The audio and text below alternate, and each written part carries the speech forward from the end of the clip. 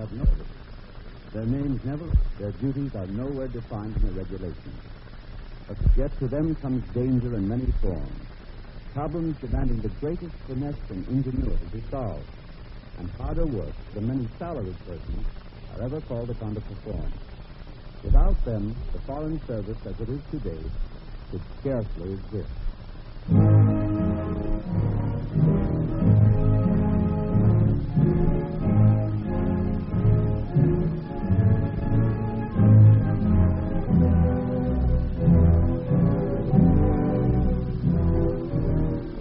Broadcasting Company presents Tales of the Foreign Service, a new series in NBC's University of the Air, written and produced in cooperation with the State Department and dedicated to the personnel of the Foreign Service.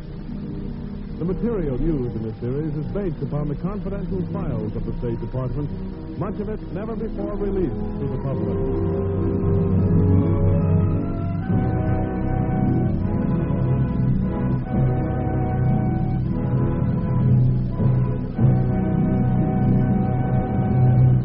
Tonight's program, The Foreign Service Wives.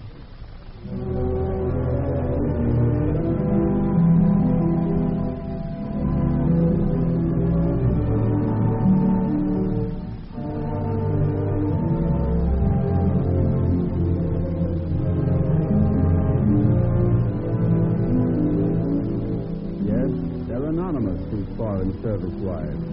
They receive no salaries and no honors for a job well done. But they have a job that takes them to the far places of the world, to the isolation of obscure villages near the Arctic Circle, or to malaria-ridden outposts of the tropics, where malignant disease could strike and kill in a matter of hours.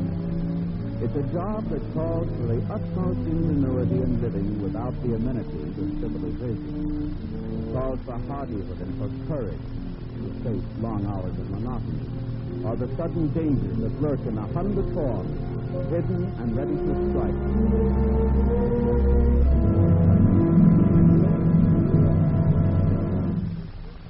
The story of the Foreign Service wives has seldom been told. So tonight, we are going to tell you something of that story, how they live, what their duties and their problems are, and how they fit into the machinery of the Foreign Service. Here with us in the studio is a woman who prefers to remain anonymous, but who is in a position to answer some of our questions. Now, the first one I'm going to ask is this. Supposing I wanted to be a Foreign Service officer, and I wanted to get married, too. Now, what should I tell my fiancée about the kind of life she could expect in the service, and what particular problems does she have to face? Well, it's hard to know just where to begin. You see, there's so many sides to being a Foreign Service wife, but I suppose the important thing for her to realize is that her husband's career will depend to a great extent upon her. Oh? Well, in this country, you know, a man can carry on his job with very little assistance from his wife, you see, especially. But when you're living abroad, it's very different. Mm-hmm. A man's efficiency depends a lot on having a comfortable home and good meals. And just try making a home in a place where most household goods are unobtainable, where native foods are primitive and sometimes dangerous, and where your servants can't understand a single word you say. I can see that might lead to unexpected complications. Oh, it certainly does. I remember a friend of mine whose husband was stationed in one of those little Baltic states. Mm-hmm. He had a cook, Elena, but neither could understand the other, except through sign language. Oh. Well, one night some friends stopped in unexpectedly for dinner, and the only extra food available for the main course was some tinned meat. So the wife pointed out the can to Elena and demonstrated what she was to do with it. Well, at dinner, the first course went up very smoothly. But then there was an interminable wait. And then the conversation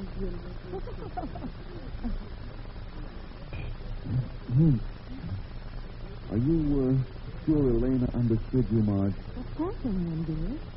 It's only 10 minutes. There's nothing she could do to ruin it. Maybe she's trying out some old Baltic recipe on it.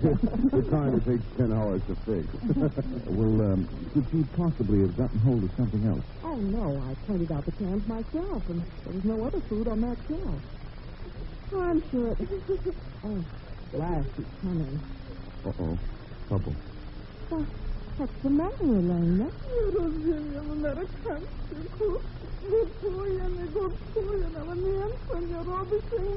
What's she saying?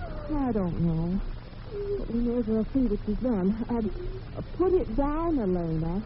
Down. There. Bardzo dobrze. Ale to nie moja wina. Ja jestem dobra kucharka. Ale to jest ta niemożliwa amerykańska zima. Well, take the cover off, Jim. After that build-up, the suspense is killing me. Okay. Here goes.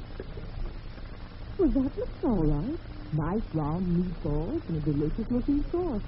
But what is it? Those aren't. No, darling, they're not. Those objects floating in that delicious sauce are my specially imported vacuum-packed tennis balls.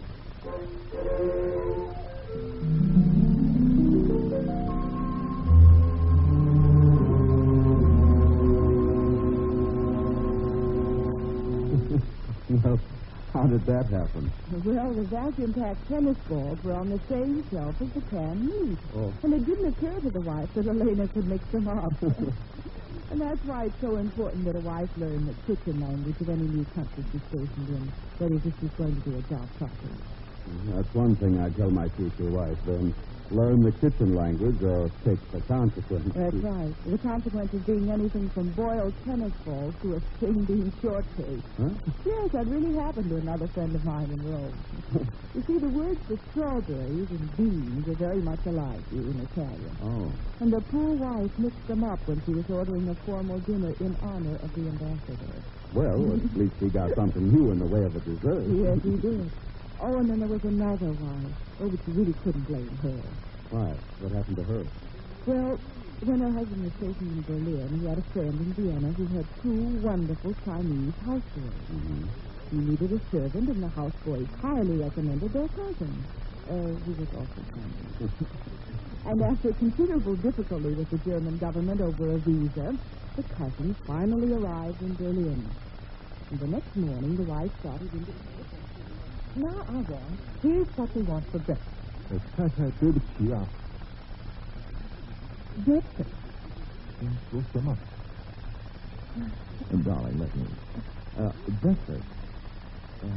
Breakfast. Understand? We want a breakfast. 对不起，先生，我不会说美国话。 What are we going to do? You must have some language besides that ancient Oriental patois. Now, listen now, Wong. Verstehen Sie Deutsch? 您说什么？ Parlez-vous français? 不懂，请您再说一回。 Do you understand anything? Parlo Italiano? 真的是，对不起，对不起的孩子。 It's no use. Well, listen, Hope, I'm hungry. See, I want my breakfast. Maybe it'll be best if I make it. No, you don't. I spent 3 weeks getting this Oriental linguist to Berlin, and by gosh, now that he's here, he's going to make breakfast. And then he's going to do the shopping, and he's going to make dinner tonight. Now, wait, there must be some way out of this. I've got it. Operator, get me Vienna.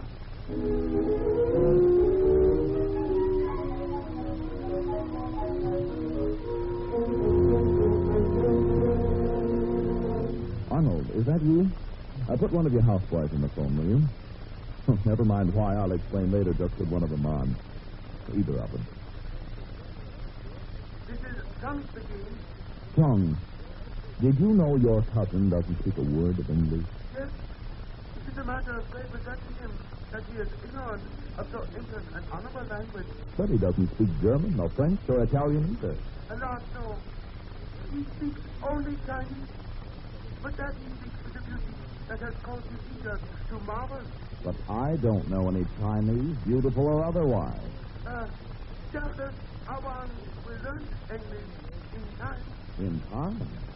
I want my breakfast this morning. I want dinner tonight. I want... Now, wait a minute. Don't go away. Awang, pick up the extension phone over there. The phone, like this thing.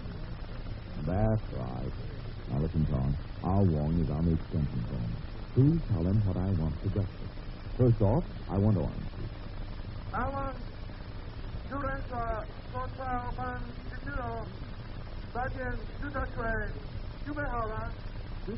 要多吃吗？不是说 I want wishes to know if there's anything else. Of course there's something else. I want oatmeal You want people and 2 fried eggs over 2个这种 and crisp bacon 这边猪肉 and toast.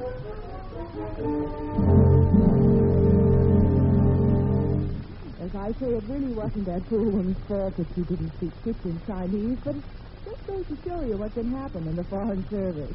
And I suppose the moral is don't import a servant unless you know whether or not he can speak some language you know. Well, that's about it. What else should I tell this future wife of mine? Well, she ought to be told that she'll have to give up the freedom and informal sort of social life you find in the average American city, because most foreign countries have very formal social customs. Oh, what sort of customs? Well, here are some of the things that wives have found common.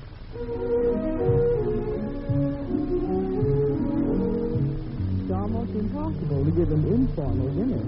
Foreigners expect formal seating arrangements and all the work.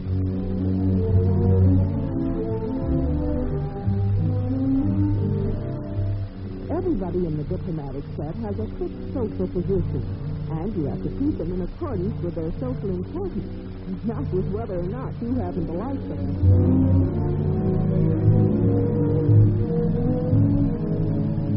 The rules and social customs may be different at each new post, but the wife must learn them and abide by them.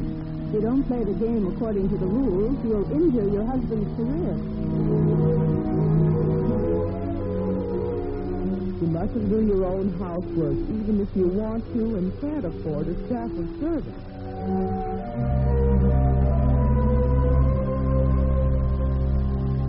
You are considered as much an official representative of America as your husband is, and your behavior is judged accordingly.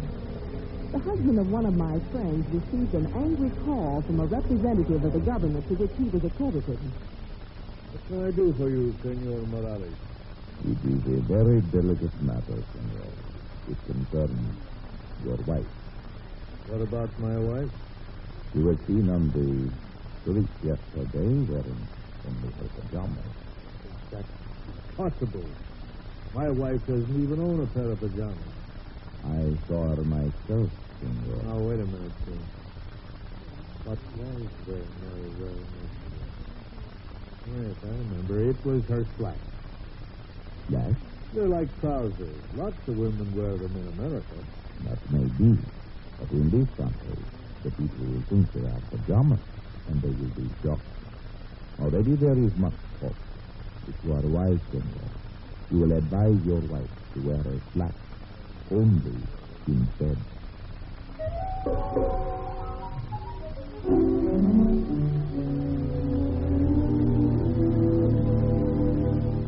See what I mean when I say that the Foreign Service wife is a public figure and how easy it may be for her to make a mistake.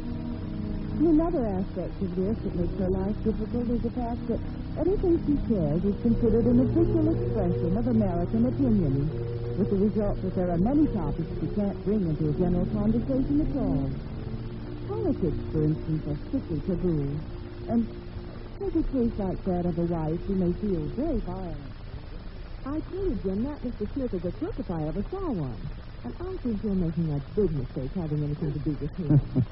Now, darling, what have you got to support a silly, irresponsible statement like that? Well, his eyes are too close together for one thing, and his manner just phony, and I don't like his smile. He's shifty. I hate to see you get involved with him. Well, it's too late now, dear. What's more, it may interest you to know that he's a thoroughly respectable businessman, quite famous for his charities in the United States.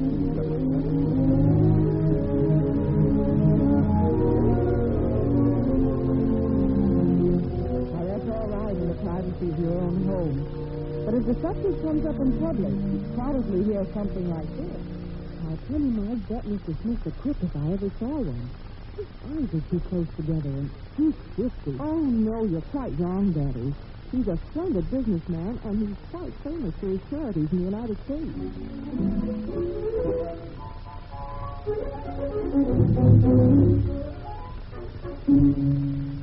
seems a little medieval, doesn't it? The wife can have no opinion that differs from her husband in public. But it's because she's considered to speak officially whenever she opens her mouth. And there can be only one official opinion, her husband. Well, can a wife help her husband in the actual work of the legation? Oh, my, I suppose she could. After all, one of the consul's principal duties is to take care of Americans abroad, and his wife can be a big help to him there. There's no idea how many little problems people traveling abroad come to you for advice about.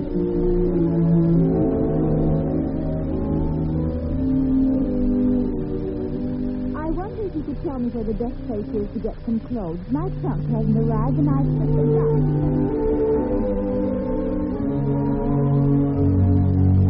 Can you advise me about getting an apartment? What is the nice part of the city, and how much should I pay for a suite or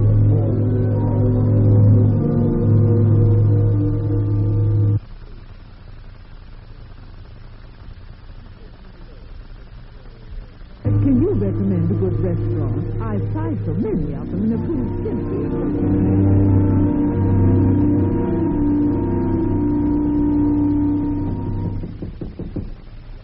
Come in. Mr. Jones? Yes? I'm Mrs. Taylor, the wife of the American consul here. I heard you were ill, so I thought I'd just drop in and see if there was anything I could do. You want to help me? Yes, but unless you have some friends to take care of you. Oh, no. I'm a complete stranger here. I don't know anyone. Well, then there'll be lots I can do, won't there? I can bring you some American books and magazines, and maybe you'll want something special in your diet, like American fruit juices. And then if there are any little errands you want taken care of... But why are you doing all this for me? Well, at home, if you're taken sick, your neighbors will look after you if you need help. And here, well, I like to think that we Americans who are stationed abroad are your neighbors, especially when you're in trouble. I'll never be able to thank Mrs. Taylor enough. I don't think I could have pulled through without her.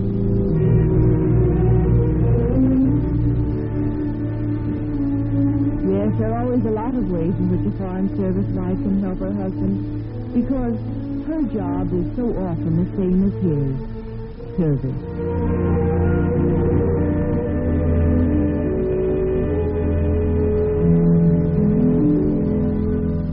Well, I can see that there are a lot of things I'm going to have to tell that prospective wife of mine. Is there anything else? Oh, yes, I've just begun. One of the most difficult problems for a woman to solve is the question of how to bring up her children in the foreign service. Mm-hmm. That's so often a heartbreaker. Because the foreign service child feels himself isolated, insecure, and always a stranger in a strange place with no hometown or permanent home. Mm. And if he goes to school where his parents are, he grows up a stranger to his own country. If he's sent back to America for his schooling, he grows up a stranger to his parents. Recently, a questionnaire was sent out to a group of men and women who'd grown up in the foreign service, and they were asked this question: would you like your children to have the same kind of childhood and adolescence you had? And here are some of the answers.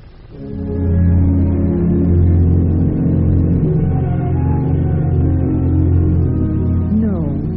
One of the things I want my children to have is the American way of living.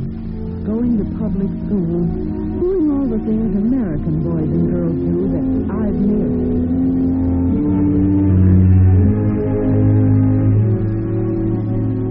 I would like my children to have a better understanding and knowledge of the United States than I had, or have now. I thrived on the kind of childhood I had, but I was lucky in having a very close and loving family life, so that no matter where we were, we formed our own world.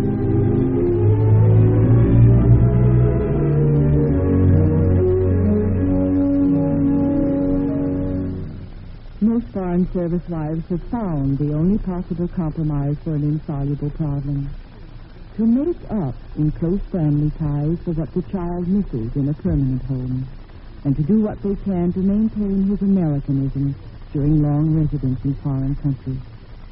Mrs. Carl Fromm, who's the wife of a foreign service officer, offers her solution to the problem. My husband and I were determined that our children should be brought up as Americans, no matter how much effort it involved on our part. One of the ways in which we tried to accomplish this was through having them celebrate all holidays in the American manner. We took great pains to make such holidays as Thanksgiving, Valentine's Day, Christmas, and the 4th of July mean something to them by bringing in as much American atmosphere on those days as we could manage. My little girl, Sonia, was in the 3rd grade in Switzerland. I decided to give a Christmas party for her and invited her whole class. It was the first time a class had ever been invited as a unit.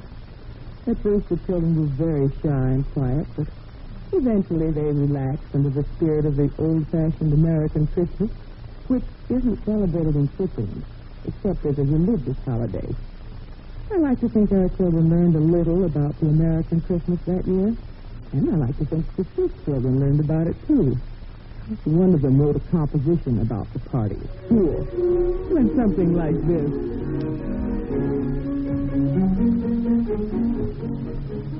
Going Sonia's in my sled. Already there. And now, quickly off with our shoes. Next, we went in to march to the table. And then the feasting went loose. At last, each one got an eatable snowman. I'll bite off his legs so he can't run away. Still another surprise. We were led in another room, and there burned a Christmas tree with electric candles. We each got a package. Afterwards, we could take an eatable snowball which hung on the tree, and in its place hung a piece of bread. Now we dragged it into the garden.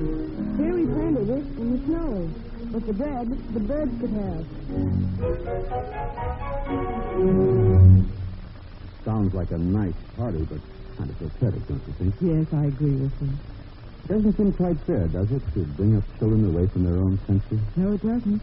But there is an answer. It just means that the parents have to devote a good deal more time and patience to bringing up their children than is usually necessary in this country. Seems to me that wife of mine is going to have to be a sort of superwoman. Yes. And there's another thing, Mr. Kelly. Oh? About the dangerous aspects of life for a woman in the foreign service. Mm-hmm. Something the wives themselves don't trust very much about. But whenever anything happens, the wives are right in the front lines along with their husbands. In peacetime, there are the ever-present dangers of tropical diseases, poisonous insects, and poisonous foods. One woman in China ate a fine, ripe melon from the market, and 3 hours later was dead of cholera morbus. There are dangers of earthquakes, tidal wave, and flood. And when insurrections threaten and armies are on the march, there's often no time to evacuate the women, even if they wish to leave. You know, when the Japanese entered Harbin in the early 1930s, the civil government collapsed and armed bandits roamed the streets with impunity. Nevertheless, most of the wives remained with their husbands. And one morning, the mother was taking the children to school.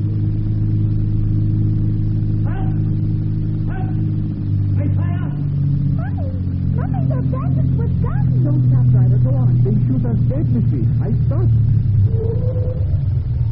You will put children out of property when you make right on. You will receive message later where to deliver money.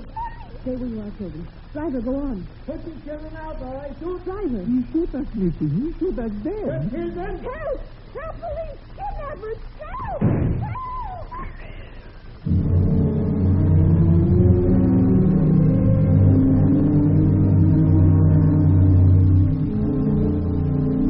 The mother died, and her children were saved.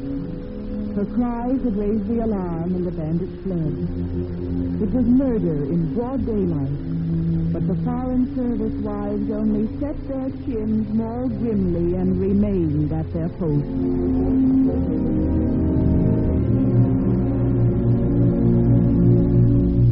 War brought many perils to the foreign service wives. In the London Blitz, Pearl Harbor, Manila, Java, and around the world, there were hairbreadth escapes before the advancing foe. And to many, war brought the highest test of endurance and courage that one may well face in a lifetime.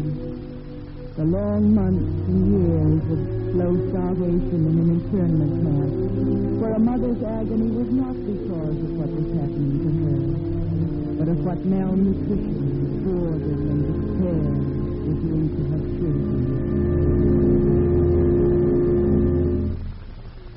What's that you're eating, Jimmy? It's a worm, Mother. Oh, please. Don't eat any more of them today, dear. Mommy will find you something nice today. You said that yesterday. Yes, I thought a good fairy might come. She will come someday, you know, and then we'll have all the fine things to eat we can wish for. When, Mommy? When will she come? I don't know, dear. Someday. Soon, maybe. Why, perhaps today. I don't believe she's going to come at all. Ever. Oh, yes, she is, Jimmy. But only to keep on believing in her. Keep on hoping for her. You've got to keep on hoping for me. You've got to.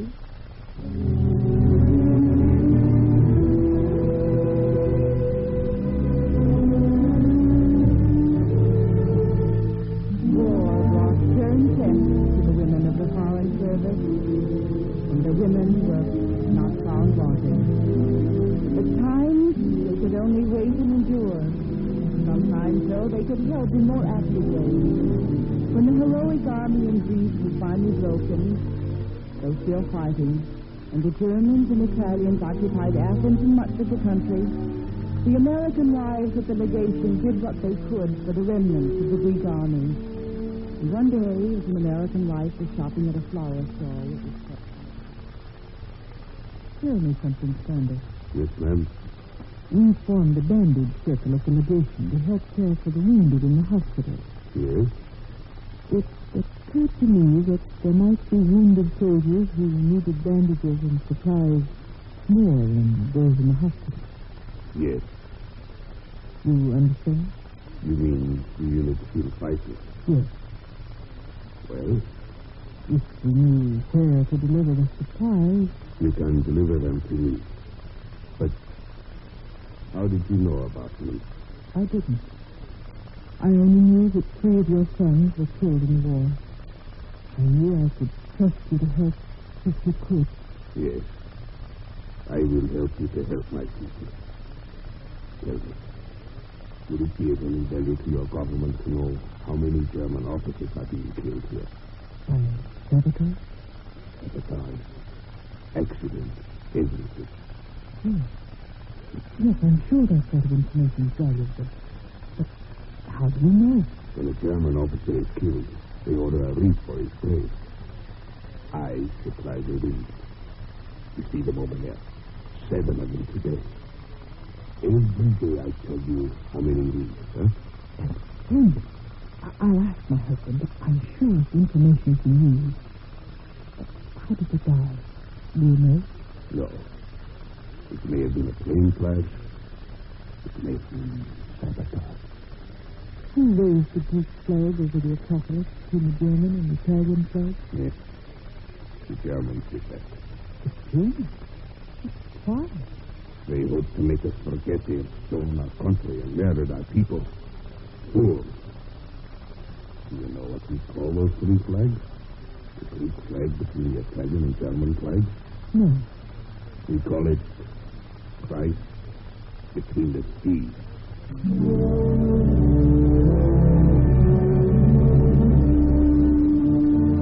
For the women of the Foreign Service, war was nothing new. It was only an intensification of the life they had lived in peacetime. Courage, selflessness, tact, resourcefulness, responsibility, and service. Those were the ideals by which they lived in peacetime as in war. Like the pioneer women before them, the women who through courage, loyalty, and love helped make America great.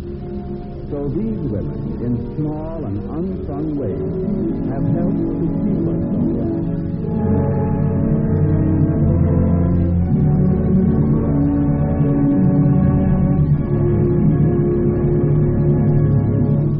You've been listening to Tales of the Foreign Service, a new series of the NBC University of the Air, written and produced in cooperation with the State Department and based upon confidential State Department files.